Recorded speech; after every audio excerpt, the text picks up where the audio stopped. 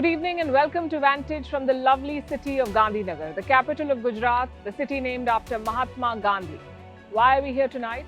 Because right behind me, a very important conversation is taking place. A G20 ministerial event on women's leadership and empowerment. India, as the G20 president, is taking the lead on bringing this issue to the front and center of the G20 agenda. We'll share notes on the interventions and policy prescriptions discussed here. In the show tonight, we will begin with the US. Its economy has been downgraded by a global rating agency and Washington is throwing a fit about it. In Poland, they're talking about moving soldiers to the border amid reports of an airspace incursion by Belarus. In Pakistan, they're suddenly talking about peace with India. In China, the biggest rainfall in 140 years has led to floods and chaos. Australia wants the right to work from home and they're moving court for it. And Canada has a new policy to stop people from smoking. We'll tell you all about it. The headlines first. Recep Tayyip Erdogan calls Vladimir Putin. The Turkish president has asked his Russian counterpart to not escalate tensions. The phone call comes as the grain deal remains stuck in limbo. Moscow exited the deal last month, blocking the supply of grain from Ukraine to the world. Pakistan Prime Minister says, quote-unquote, Afghan citizens are helping suicide bombers. This comes just days after a bombing in Pakistan's restive Khyber Pakhtunkhwa province. More than 50 people were killed in the attack. Pakistan has seen an increase in attacks since the Taliban took power in 2021. Former US President Donald Trump has been indicted. He's been charged with plotting to overturn the 2020 election, which he lost. Some of the charges against Trump carry penalties up to 20 years in prison. This is his third criminal indictment since the month of March. Get ready for digital detox, Beijing style. Chinese children and teens will be cut off from the internet at night. Their smartphone use will also be curbed. The restrictions will come into force from September. Beijing says it is to fight internet addiction. Good news for tourists who fled wildfires in Greece. They can now return to the Rhode Island next year for a week and it will be free of charge. Thousands of visitors were forced to evacuate this summer due to the wildfires.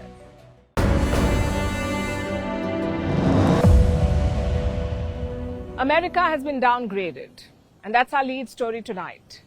The US, as you would know, dominates the global financial world. Financial managers want to invest in America. A US government bond is considered as safe as gold. And the dollar, for all the pushback it faces, remains the world's default currency. But America's dominant position is now under stress. A leading credit rating agency has downgraded the US. The name of the agency is Fitch. It assesses credit worthiness of countries, and it believes that the US is not as trustworthy as it used to be. So today they announced a downgrade, and the White House is pushing back. They've issued aggressive statements to counter the downgrade. This is, at best, damage control. We'll tell you why, but first the details of the downgrade. What does it even mean? What is a downgrade? Let me explain. Do you remember your grade card in school, your report card? It was an assessment of how you performed in different subjects. There were grades from A to F. A means you've aced it, F means you failed. It's quite simple. And that's exactly how the Fitch rating works. It is a report card, but for governments. And what does it assess? Their financial health. Investors and lenders rely on these ratings. They use the rating to assess if they should buy a certain government bond. The rating helps them decide whether or not they should stay invested in a country. And this is the rating we're talking about tonight. Let's look at the Fitch report card. Earlier, America was rated AAA, AAA, the highest. The US was the school topper, the best in class, one of the safest places to keep your money. Now, it has been pushed one level down from AAA to AA+. How bad is that? Well, technically speaking, not very bad, just a notch down in the pecking order. But along with the rating, Fitch has also shared an analysis, and it merits a closer look. Fitch says this downgrade does not happen overnight. America's position has been gradually deteriorating. And broadly, there are three problems: erosion of governance, rising government deficit, and high levels of debt. In fact, debt is what Fitch is the most worried about. America's national debt stands at more than $30 trillion. It is the highest in the world, $30 trillion. And the US struggles to manage it. And on that front, Fitch has issued a scathing indictment. In fact, let me quote from that report. In Fitch's view, There has been a steady deterioration in standards of governance over the last 20 years. The repeated debt limit, political standoffs, and last-minute resolutions have eroded confidence in fiscal management. There is a clear takeaway from this. Fitch has lost trust in America. It doesn't think that the US is the best anymore. And that's not sitting well with Washington. The Biden administration has come down hard on Fitch. US Treasury Secretary Janet Yellen says the Fitch downgrade is quote-unquote arbitrary, and that it's based on outdated data. That's the term she used. Yellen said she strongly disagrees with Fitch. And the White House has said the same thing. Larry Summers has also weighed in. Larry Summers served as the Treasury Secretary during the Clinton years, and he says the Fitch decision is quote-unquote bizarre and inept. Then we have statements from some leading economists. They've used words like strange and puzzled. But if you look closely, it is not strange at all. America owes more than $32 trillion. That is a real number. It's not an estimate. And every few years, this debt leads to a political standoff. You see, the US has something called the debt ceiling. That's a concept that they have. The government cannot borrow beyond a certain limit. So when it is about to run out of cash, it tries to raise the limit, or the debt ceiling, as they call it. Lawmakers from both sides have to come together then. They have to pass a bill. To keep the government running, they must pass this bill. And this often leads to an impasse. In some cases, even a total shutdown of government. Since the 1970s, there have been a total of 21 shutdowns, 21 government shutdowns in the US. This year, they almost defaulted on their debts, the US government. The Biden administration wanted to borrow money, but the Republicans were not on board. It went down to the wire. They waited till the very last minute to pass the new budget and raise the borrowing limit. So the US narrowly avoided a default. There was no shutdown, but the uncertainty spooked the financial world. This Fitch report conveys the same reality. So instead of complaining, perhaps the US should set its house in order. Things are escalating in Eastern Europe. Poland is making a big claim. They say their airspace was violated by Belarus. They say 2 attack helicopters crossed over on Tuesday. If true, this is a major escalation. You see, Poland is a member of the NATO alliance. Belarus is Putin's biggest ally. A clash between these two countries would be disastrous. So what exactly happened? The first reports emerged early on Tuesday. Polish residents near the border posted suspicious pictures. They claim to have seen choppers with Belarusian symbols. At first, Poland denied this. But around evening, Warsaw made a U-turn. The Defense Ministry admitted that there was indeed a violation. So what changed? Poland says the helicopters were flying low, so the radars found it hard to detect them. But Belarus has another theory. They claim that Poland made a U-turn after getting orders from the West, basically that Warsaw is lying. So which side do we believe? If Belarusian President Lukashenko did order this move, it is a brave one, maybe borderline reckless. He has allowed Russia to use Belarus as a staging ground. He's also hosting Wagner fighters, but he has drawn one red line, and that's joining the war officially. That's something Belarus has not done yet. Belarusian soldiers are still inside their barracks. Would President Lukashenko risk changing that? And that too by attacking a NATO country? Imagine if this alleged helicopter adventure went wrong. Belarus would have been at war with NATO. So logically, it makes no sense whatsoever. Having said that, Poland did warn about this. Their prime minister said Wagner fighters could attack from Belarus. Lukashenko, of course, has denied this claim. He says there is no rogue Wagner movement. I have to teach my units, because an army that does not fight is half an army. You also understand this very well. I don't want to go to war. I don't want our guys to die. Therefore, we need to teach them. So Wagner are transferring their experiences. They give advice and suggest some things. Well, Lukashenko is not helping his case, and I'll tell you why. Last month, Putin was hosting Lukashenko in St. Petersburg in Russia. Midway through the talks, the Belarusian president decided to joke. He said Wagner fighters are eager to go on a trip to Warsaw. Maybe he thought it was funny, but when the punchline of your joke is all-out war, people may not find it funny. And Putin too made allegations against Poland. He said Warsaw wants to seize Ukrainian land. So put together, you have a very complicated equation. Poland, Belarus and Russia have never been friends. They have unfinished business from the Soviet times, and now there is a new variable in this equation, and that variable is called the Wagner fighters. Around 1,000 of them are based in Belarus. Poland believes they could be used to wage a proxy war. If that happens, what will NATO do? That is the big question. Technically, Wagner is independent from Russia. They're now anti-Putin, remember? So a Wagner attack, can it be seen as a Russian attack? Well, Washington says absolutely. This group, at the behest of the Russian government, because they do not work independently of the Russian government, is a threat to all of us, and we have to ensure that the message is clear that any attacks by the Wagner Group will be seen as an attack by the Russian government. Now, a couple of things to note here. One, didn't the West cheer Wagner's mutiny? They billed it as some big defeat for Vladimir Putin. But now they're all making a U-turn. They say Wagner and Russia are the same. Second, the stakes are now much higher. Using Wagner was supposed to give Putin plausible deniability. He could have shifted the blame from himself, but Washington is on to him. They're saying Wagner or not, Moscow will take the blame if there is such an attack. So what is the next move? If Tuesday's incursion did happen, we should all be quite worried. Poland is moving around 1,000 soldiers to the border. They're preparing for the worst. And if Poland is attacked, NATO will have to join this war. It's a legal obligation. Remember the Article 5. If one member is attacked, all of them declare war. An attack on one NATO member is an attack on all. On the other side, Belarus too has a backup. Last month, Putin made a public promise to Lukashenko. He said an attack on Belarus would be an attack on Russia.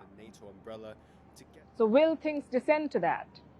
Like I said, there is deep mistrust between Belarus and Poland, not just over Ukraine, but many issues. They also have guarantees from bigger powers, Poland from NATO, Belarus from Russia. So could they use this chance to settle personal scores? It's a dangerous prospect. Which is why we need calmer heads to prevail. And the last thing we need is irresponsible jokes and taunts.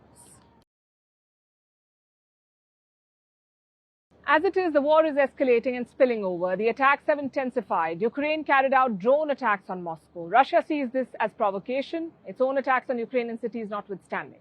So Russia wants to retaliate. Meanwhile, Ukraine is pushing forth with its counteroffensive. They may or may not succeed, but they're going to need more weapons. That's certain. A seemingly uninterrupted supply of weapons, that's what Ukraine needs. Its key source are partners in Central Europe, but they've hit a roadblock. They don't have enough workers for their weapons factories. Here's a report.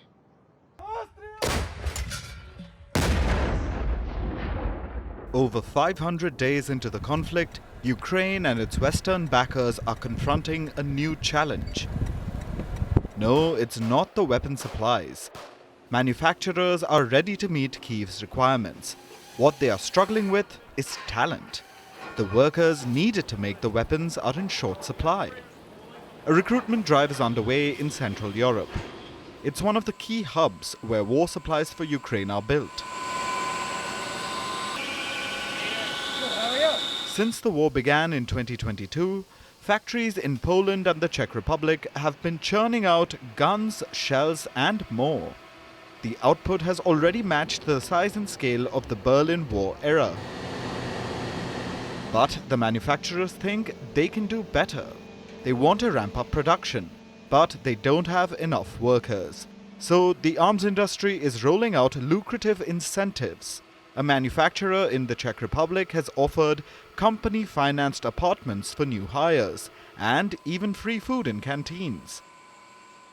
A Polish company has taken to social media. They are pushing ads on internet platforms to attract interest, but still, finding the right fit is a challenge. The reason is the tight labor market. Europe has one of the largest aging populations in the world. The weapons industry needs younger workers with technical skills. They are becoming harder to find. So, some manufacturers are turning towards alternatives. They are joining hands with local universities and exploring technologies like automation to expand. There is an urgency to ramp up production. The weapon suppliers are responding to demand. Central Europe is an important pipeline for Ukraine. Last year, 29 nations supplied major weapons to Kyiv. Out of the 29, 2 countries stood out: Poland and the Czech Republic. They sent more than 20% of Ukraine's arms needs, from tanks to armored vehicles, howitzers, air defense systems, helicopters, ammunition and rockets. Central Europe supplied all of this, and they intend to keep going, because the demand is showing no signs of slowing. Russia invaded Ukraine over a year back, and no side still has a decisive edge. The forces on both sides are fighting for every inch of territory, and they're leaving no stone unturned to gain the upper hand. Recently, Ukraine launched a counteroffensive. The goal was to push back the Russian forces and reclaim some of the lost territory. Progress has been slow, but Kyiv is pouring everything into the offensive, from heavy arms to even toy drones. Ukrainian forces have repurposed them for military use. On the front lines in Zaporizhia, a gamer-turned-soldier recently put a new gadget to the test. This drone might be small, but it packs a punch. It is flown straight into the target to inflict maximum damage. Since I've been transferred to this unit to work with drones, every time I put on my goggles and take the joystick, I recall my mother telling me that those video games would not do me any good. Well, if this isn't useful, then what is? The war in Ukraine is a frozen conflict, with no signs of simmering violence or bloodshed. So, as long as that's the case, the demand for weapons will thrive.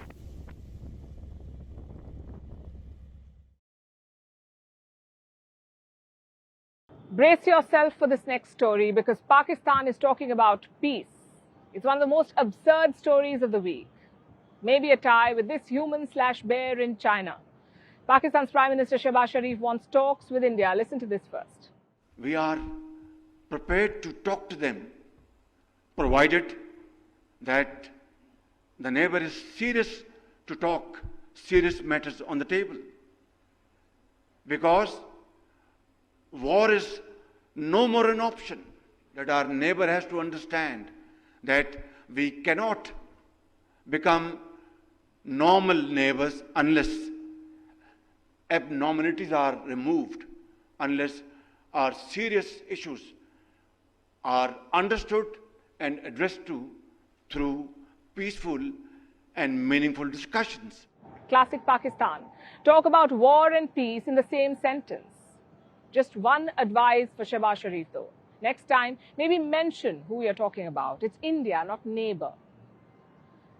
Now, there are two things which stand out in Shehbaz Sharif's statement. One, he's accusing India of not being serious. You heard his words. We are willing to talk provided the neighbor is serious. That's what he said. And two, he talks about abnormalities. Shehbaz Sharif says abnormalities must be removed if relations are to be normal.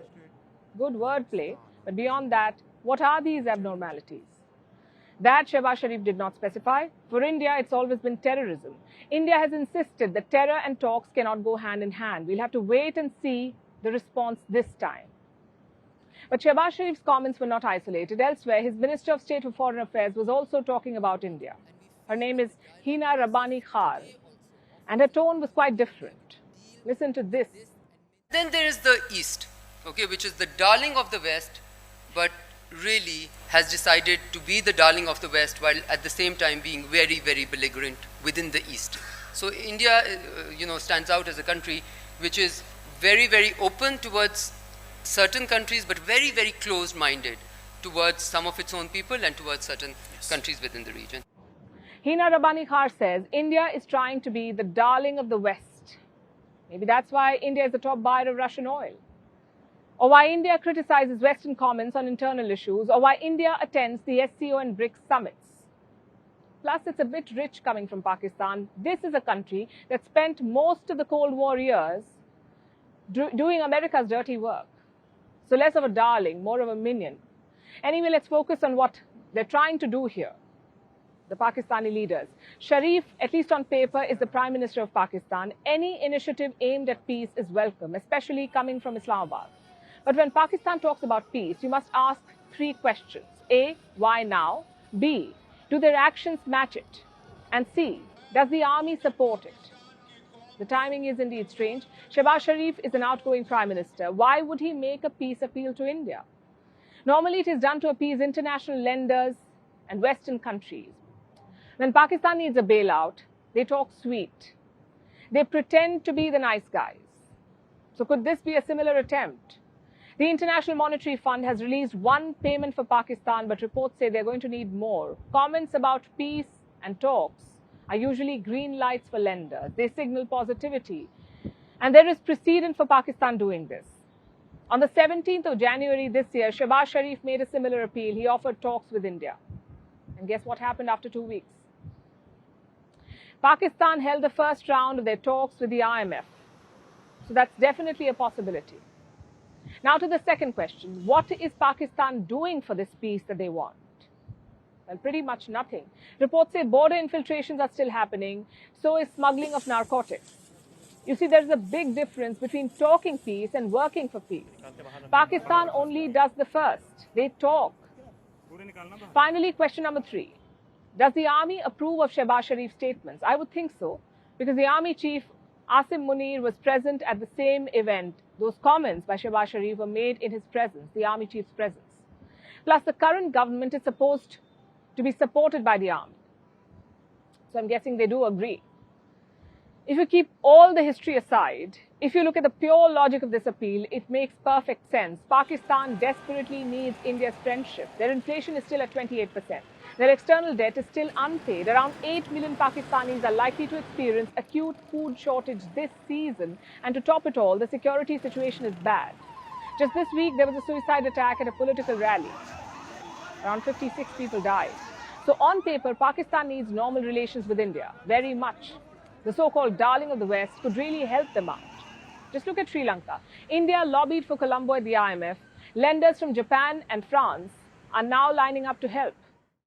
Pakistan could have used that help from India. But unfortunately, you can't keep the history aside. In Pakistan, decisions are taken in the army's interest, not the people. So unless you see concrete actions to back up peace offers, you can never be sure. Nonetheless, this is an offer, and we'll have to wait and see how India responds. Now to the big story from India. Violence and rioting have gripped the state of Haryana. Religious sites have been vandalized, shops have been torched and looted. At least 6 people have been killed. The pictures are truly worrying. Some of the roads look like war zones with charred vehicles all around. The violence erupted in Nuh.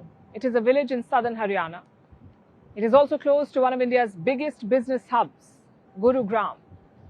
The violence has spread there too. But what triggered it? On Monday morning, a Hindu rally was passing through Nuh. Thousands of people were part of it. Some slogans were raised which triggered a standoff. The rally was allegedly attacked with stones. After this, things spiraled out of control. It became all-out religious violence. A mosque was set on fire in Gurugram. The cleric was stabbed to death.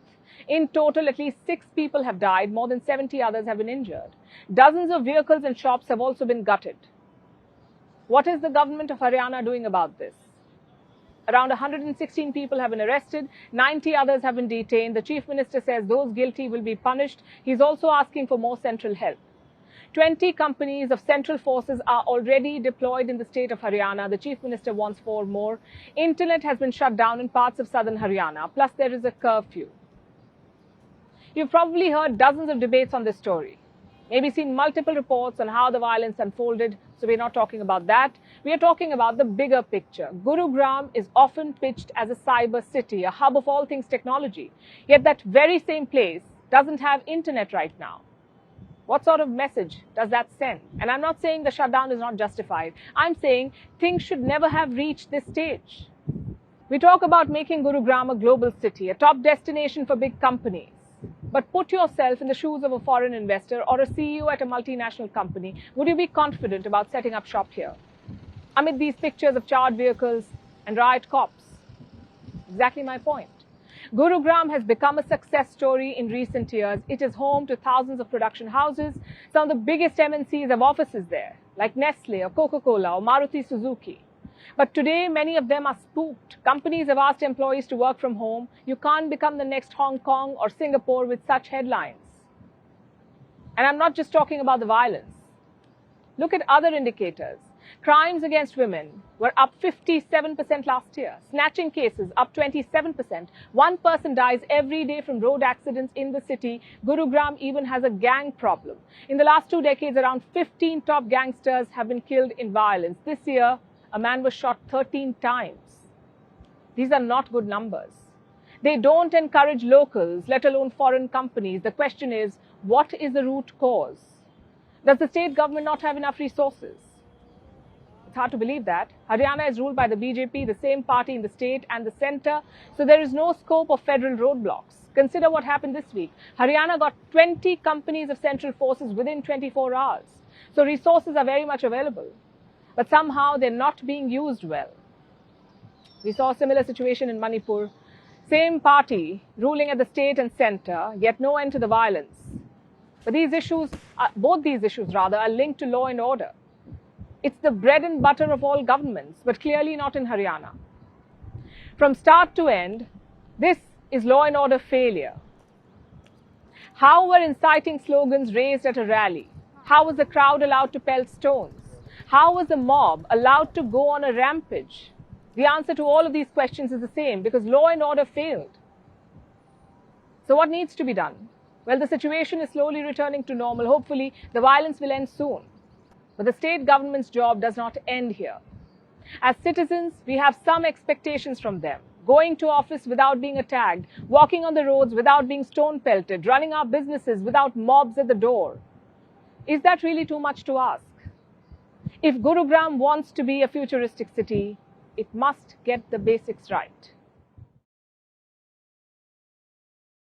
Our next story comes from China and Japan. Two storms are wreaking havoc in these countries. Beijing is battling the fallout of Typhoon Doksuri, and Japan is facing off against Typhoon Khanun. Beijing is partially submerged in water and mud. The Chinese capital has recorded its heaviest rains in 140 years. 140 years, which means it's the heaviest rainfall in Beijing since records began. Meanwhile, Japan's Okinawa island was battered by strong winds, heavy rain and destructive waves. More than a third of the island is without electricity, and it may take a while for things to improve. Here's more. The rain seemed to have relented in Beijing, at least a little. That's because Typhoon Doksuri is moving on. But it left almost every part of Beijing submerged. These are visuals from one of the airports in the city. The runways were underwater and the flights were grounded.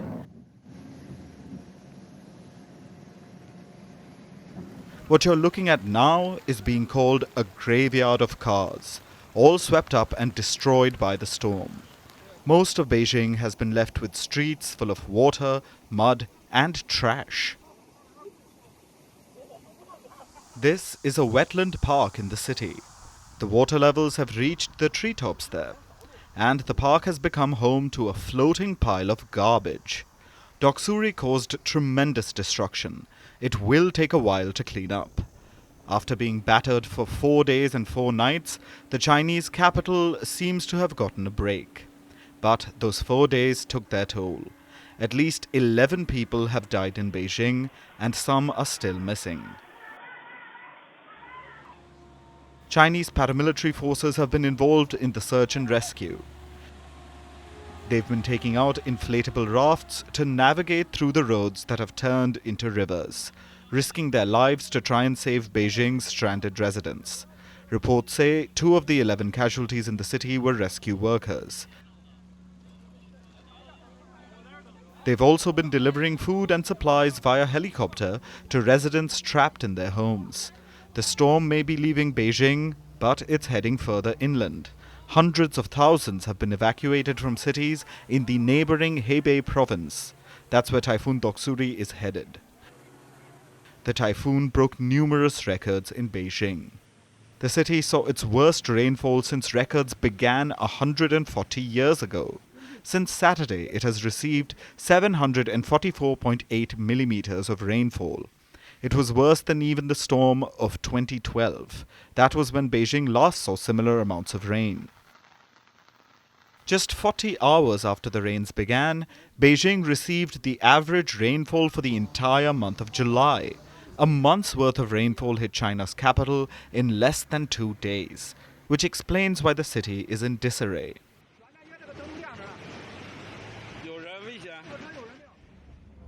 Now that the typhoon has gone, Beijing has some breathing space to work on rescue and recovery. But in nearby Japan, the chaos is just beginning. Typhoon Kanun is wreaking havoc there. Kanun means jackfruit in Thai, but the sweet-sounding name takes nothing away from its fury. It has just passed the island of Okinawa. Okinawa is located in the far south of Japan, and this is the state of the island. Cars have been tossed aside by Typhoon Kanun's strong winds. The winds uprooted trees in the island as well. They led to huge waves crashing down on Okinawa's shores. And the typhoon also led to a massive power outage. More than a third of the island's houses were without power. About 200,000 people were affected. All flights from the island's airport were suspended, leaving residents and visitors at the mercy of the typhoon. The typhoon is moving west towards China at the moment, but it is expected to return. Come Friday, Typhoon Kanun is expected to turn towards Okinawa again, and once again drench the island. So the island is bracing itself for a tough week. One thing is certain, none of this is normal. These extreme weather events are the result of human-induced climate change. We are making things worse. How long till we accept that our constant greenhouse gas emissions are harming us in the long run? How long before we work earnestly towards fixing our mess?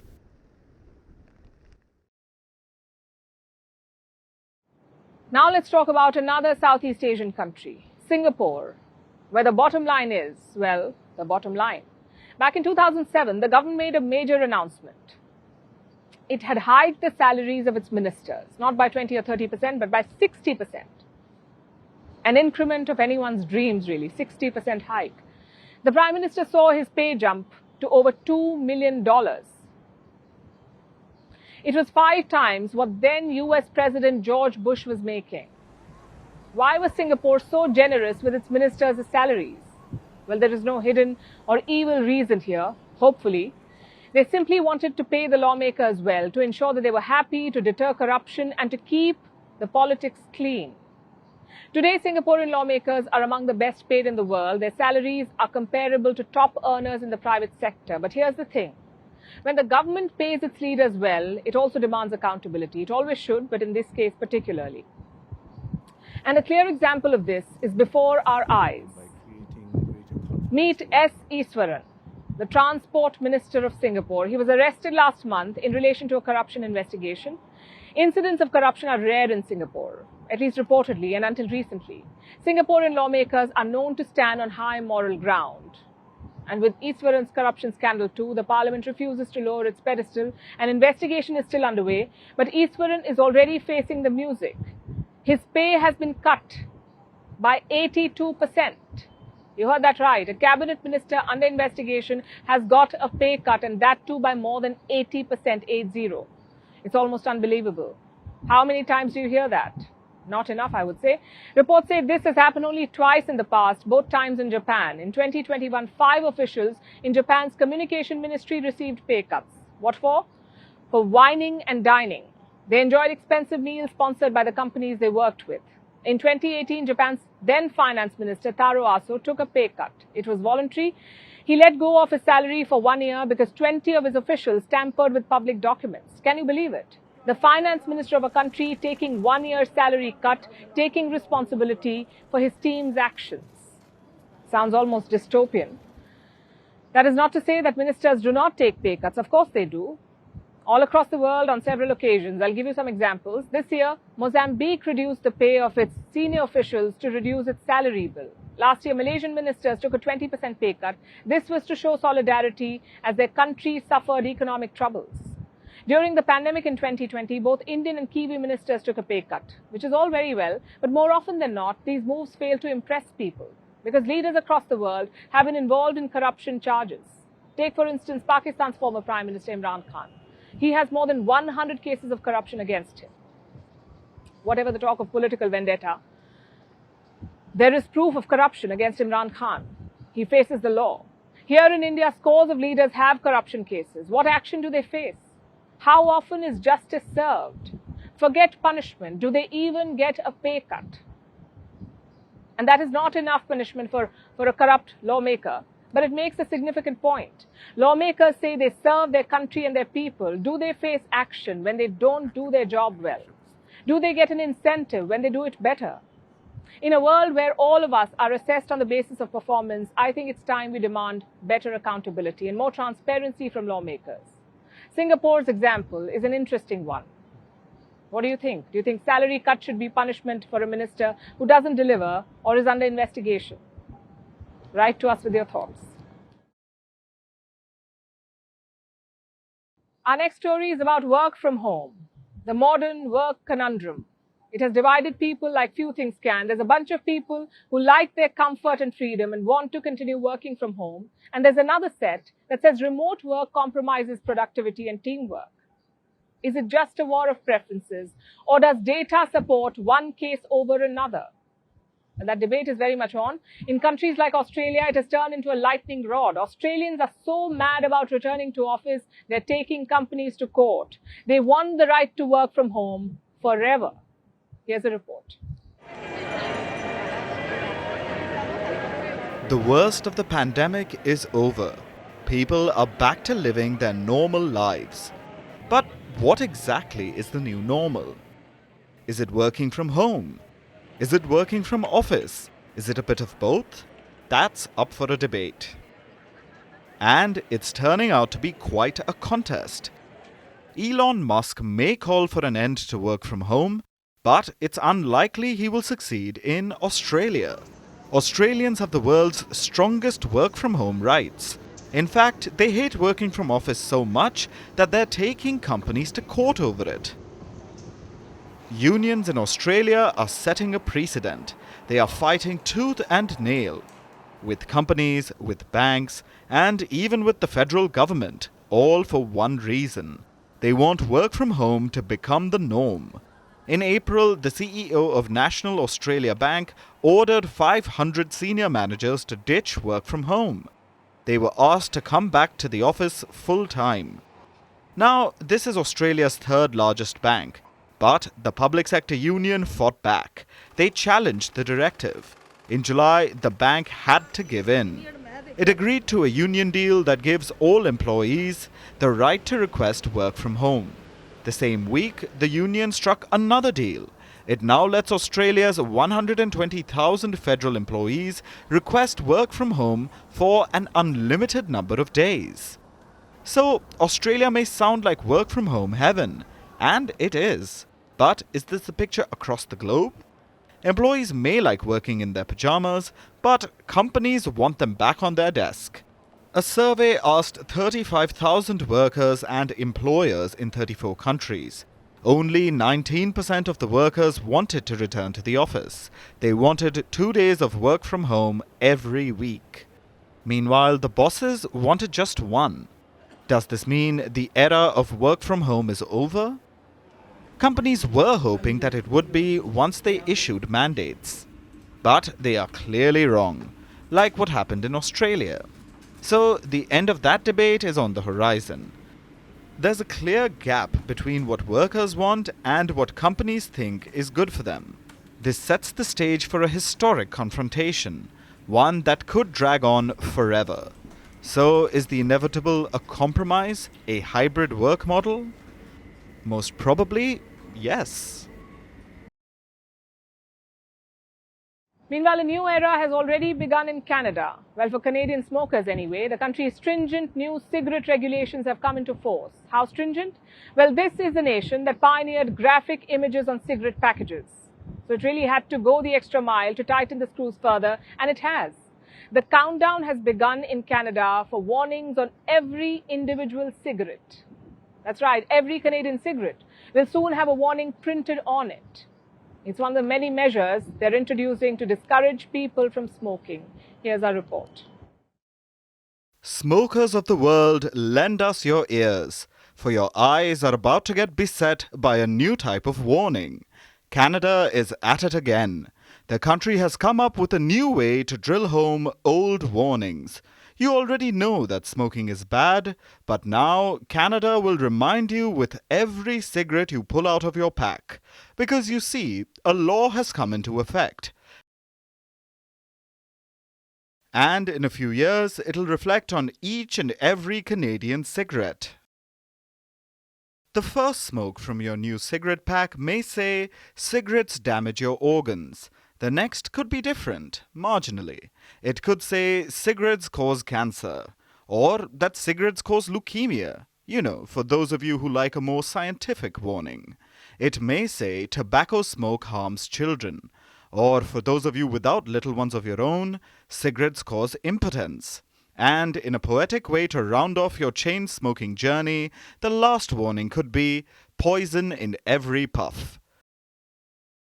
You see, Canada really has brought about a new law to enable all this. It's called Tobacco Products Appearance, Packaging and Labeling Regulations, and it came into force yesterday.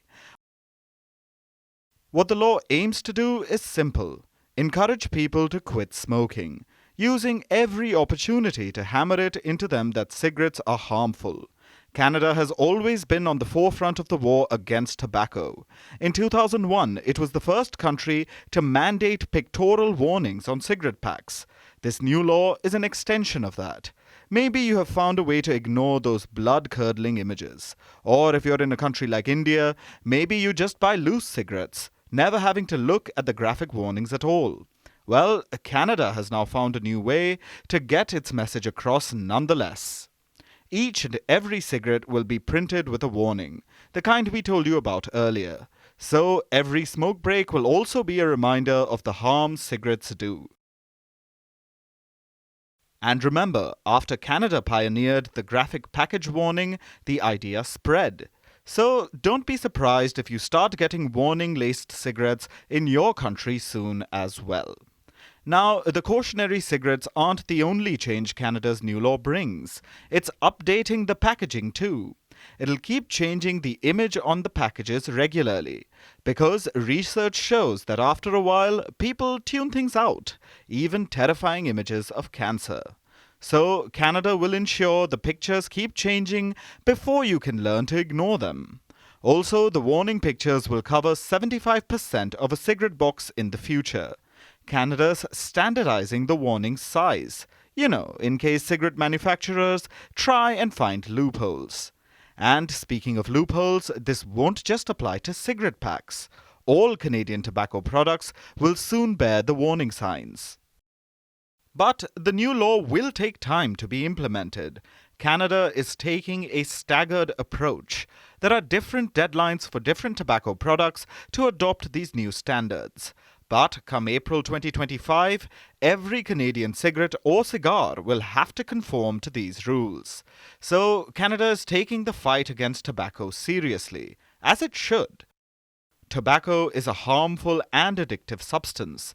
It causes millions of deaths and costs billions in public healthcare funding. Over the years, Canadian governments have successfully reduced the amount of smokers in Canada, from about half of the population in 1965 to just about 13% today. That's a massive reduction, and it takes dedication to achieve that kind of progress. Dedication and perhaps innovative steps, like the new individual cigarette warnings. But will the remaining smokers heed the warnings on each of their poison sticks? Or will they just get blown away in a puff of smoke? And finally, it's time for Vantage Shots, images that tell the story, starting with Jerusalem. The August full moon, also called the supermoon, rose above the old city. It was the first of the two supermoons to be witnessed this month. In Sri Lanka, an uninvited guest appeared during a Lanka Premier League match. Players were as shocked as the spectators. We'll introduce you to the guest. Meanwhile, in China, the video of a bear is doing the rounds. It shows the bear standing on its hind legs inside a zoo enclosure. The video has sparked a debate. Is it really a bear or a man in a bear costume? That's the burning question in China right now. And finally, we're taking you back in history. On this day in 1990, Iraq invaded its small but oil-rich neighbor Kuwait. It took only a few hours to capture Kuwait City. The Emir of Kuwait fled to Saudi Arabia. Iraq not only gained control of 20% of the world's oil reserves, but also a substantial coastline on the Persian Gulf. We're leaving you with that. Thank you for watching. We'll see you tomorrow from Gandhinagar.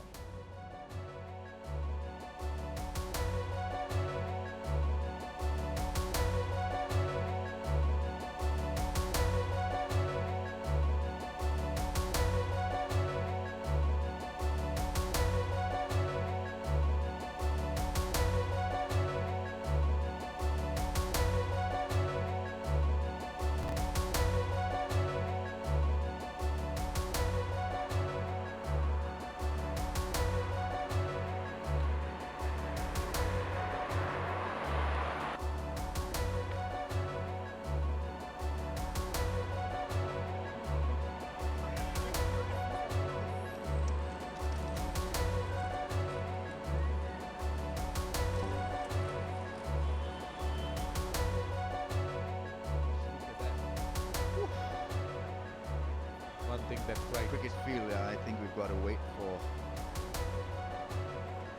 him to just exit. I don't know. Looks massive. And who's the fourth umpire? He's a brave guy. Looks like it's. That must be a first. This type of a holder. This is serious business. Nervous now. Which kid bag?